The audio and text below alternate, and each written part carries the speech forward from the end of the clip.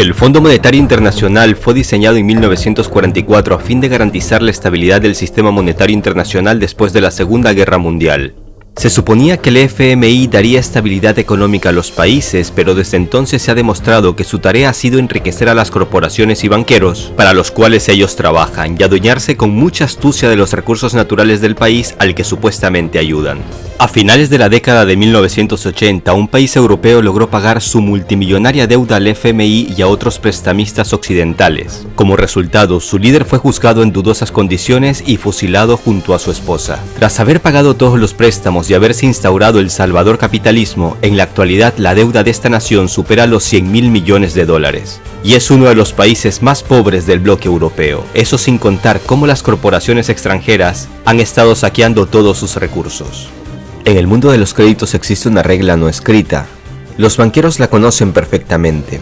Es mejor si tu cliente no puede pagar el crédito en los plazos y fechas establecidos, ya que en este caso el banquero o el prestamista tienen derecho a quedarse con la garantía. Y la garantía es, digamos, mucho más sabrosa que ese dinero con porcentaje que puede recibir si el deudor paga el crédito según estaba establecido. ¿Aún eres testigo de cómo las empresas extranjeras hacen y deshacen en tu país? ¿Privatizan los recursos y se los llevan casi que regalado? No te pierdas este capítulo donde comprenderás cómo algunas naciones han logrado salir del yugo al que son sometidas por las élites financieras. El imperio del mal y los amos del mundo, sexta parte. ¿Hay gobiernos buenos y gobiernos malos? Todo depende de quién te lo diga. Por ejemplo, la crisis de México de 1982 derivó en un jugoso préstamo al FMI y desde entonces, en este país, se han estado privatizando decenas de empresas en áreas exclusivas y prioritarias del Estado. No más privatizaciones, esta política irá al basurero de la historia, decía López Obrador en su campaña presidencial. Y es que el viejo modelo de privatización, ese que pasa por las transferencias de las riquezas al extranjero y el desmantelamiento de la economía nacional, sigue muy en pie en países como México. Pero también salta a la vista otra pregunta: ¿hay dictaduras buenas y dictaduras malas? Otra vez, todo depende de quién te lo diga. Pero hoy te voy a contar el caso de un dictador que se opuso a la banca y a la privatización de una de las mayores minas de oro y terminó fusilado. Esto y más te lo cuento ahora mismo, pero antes suscríbete al canal para que veas los capítulos anteriores y no te pierdas los que están por venir. Y es que resulta difícil entender por qué si entre 1950 y 1975 la economía de Rumania creció a uno de los mayores ritmos del mundo, en la actualidad es uno de los países más pobres de Europa. Todo empezó con una serie de errores en las estrategias económicas en la década de los 70 que desató una crisis en este país. En concreto, algunas de sus industrias como la petroquímica o la del acero tenían una capacidad de producción mucho mayor de la necesaria para satisfacer las necesidades propias y la demanda exterior, resultando en una infrautilización de las instalaciones. Al ver el estado moribundo de esta nación, los países occidentales se mostraron dispuestos a ayudarles y posteriormente entró en juego el FMI. A mediados de los años 80, la deuda de Rumania a organizaciones financieras occidentales alcanzaba los 22.000 millones de dólares, y al entender que cada vez se metían en una situación más complicada, el líder de Rumania, Nicolae Ceausescu, llamémosle dictador si se quiere, entendió que necesitaba tomar medidas. Entre tantos problemas se sumaba el hecho de que su gran amigo, la Unión Soviética, a cargo de Gorbachev, había empezado una reforma económica conocida comúnmente como perestroika. Rumania estaba en una encrucijada. Y fue así como el líder rumano decidió pagar todas sus deudas lo más rápido posible y a cualquier precio. Y el precio que pagaron los rumanos fue una época de austeridad extrema.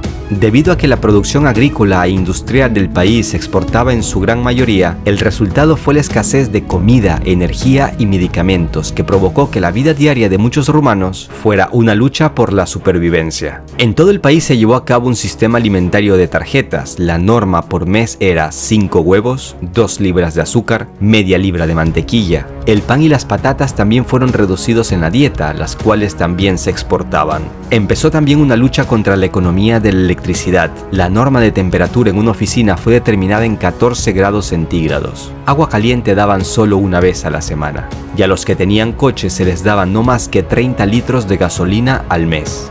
Pero estas medidas de austeridad extrema dieron sus frutos en un corto periodo, ya que el país empezó a pagar su deuda externa a una velocidad inesperada. Y a Occidente esto no le gustó. Fue entonces como Estados Unidos empezó a cambiarle las reglas del juego en el comercio exterior. Y aunque desde el FMI decían que Rumania era un montón de basura, lo cierto es que en estos años este país era para ellos una máquina de ganar dinero. En mayo de 1989 Rumania pudo pagar por completo los 22.000 millones de dólares que tenían como deuda. En teoría los prestamistas debían estar contentos, pero no. En el mundo de los créditos existe una regla no escrita. Los banqueros la conocen perfectamente. Es mejor si tu cliente no puede pagar el crédito en los plazos y fechas establecidos, ya que en este caso el banquero o el prestamista tienen derecho a quedarse con la garantía, y la garantía es, digamos, mucho más sabrosa que ese dinero con porcentaje que puede recibir si el deudor paga el crédito según estaba establecido. Y la principal y jugosa garantía rumana para sus prestamistas occidentales era Rasía Montana, un maravilloso lugar que es considerado el mayor depósito de oro en Europa. Las élites financieras veían cómo la gallina de los huevos de oro se les fumaba al ver cómo Rumania terminaba de pagar hasta su último centavo de deuda. Había que tomar medidas, de inmediato. No te vayas, que ahora viene el desenlace de esta triste historia. Todos los detalles de la muerte de uno de los últimos dictadores de Europa todavía permanecen en secreto. La revolución rumana se inició en diciembre de 1989 con una serie de conflictos y enfrentamientos que en tan pocos días llevaron a Ceausescu a refugiarse a las afueras de la capital junto a su esposa. Pero en el coche en el que iban de repente se acabó la gasolina y en ese momento fue detenido. Posteriormente hubo un juicio en dudosas condiciones que apenas duró 3 horas. Y aunque las acusaciones no eran tan convincentes, se le condenó a muerte junto a su esposa. Fueron fusilados durante una fría Navidad el 25 de diciembre de 1989.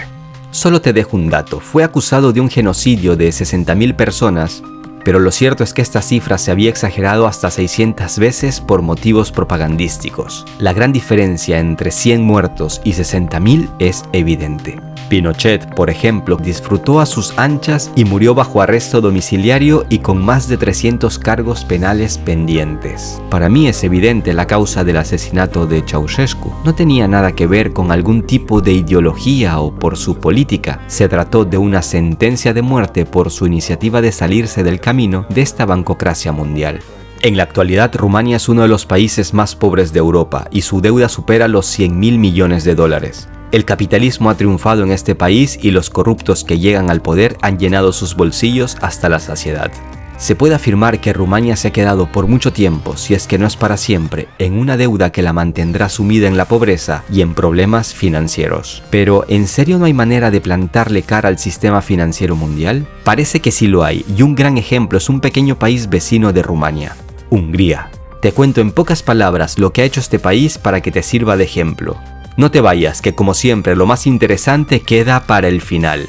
Hungría en el 2008 entró en una crisis de la que no veía otra salida más que endeudarse con el FMI y recibió un enorme crédito, pero claro, con una serie de condiciones que no beneficiaban directamente a su pueblo. 2 años más tarde, la economía del país prácticamente estaba en manos de corporaciones extranjeras. El 60-70% del PIB era producido por empresas que estaban regidas por capital extranjero, en su totalidad o casi por completo. El 80% del sector bancario de Hungría pertenecía al capital extranjero. Y si hasta hace poco Hungría era un país agrario, tras la crisis empezó a depender de la importación de productos alimenticios. Pero esto empezó a cambiar cuando Viktor Orbán llegó al poder. Una de las primeras medidas fue quitarle autonomía al Banco Central, algo que no agradó mucho a la élite financiera mundial. Hungría rechazó tomar nuevos créditos y empezó a orientarse en los recursos nacionales para levantar al país. Y entonces entendió que su país puede zafarse de los fuertes abrazos occidentales a los que estaba sometido si miraba hacia otro lado, hacia Rusia.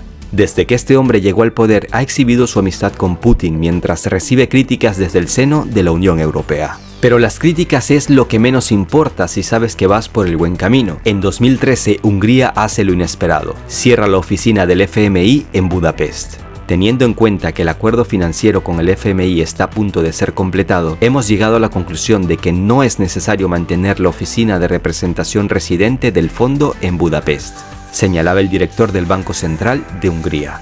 En marzo de 2016, Hungría pagó toda su deuda y empezaron a celebrar lo que llamaron una independencia financiera. Pero si ha pagado sus deudas y el país se recupera económicamente, ¿por qué ha recibido críticas desde Estados Unidos o desde la Comisión Europea? Pues todo parece demostrar que estos líderes están de parte de la banca y solo buscan mantener ese status quo en el mundo. Pero ahora vayámonos un poco más cerca, terminemos este video con algo más familiar. Hablemos de Argentina, una nación que acaba de endeudarse hasta la coronilla con el FMI, pese a su triste pasado de deudas con este organismo. Basta con pronunciar estas siglas en el centro de Buenos Aires para poner más que nerviosos a los que sufrieron las medidas impuestas por el fondo en el pasado. Te dejo un cortísimo fragmento que he tomado de un reportaje de la cadena RT. Estamos hablando de un Fondo Monetario Internacional muy distinto al que conocimos hace 20 años. El fondo ha aprendido de las lecciones del pasado, así como todos lo hemos hecho, y es un fondo muy distinto. ¿Realmente el FMI cambió?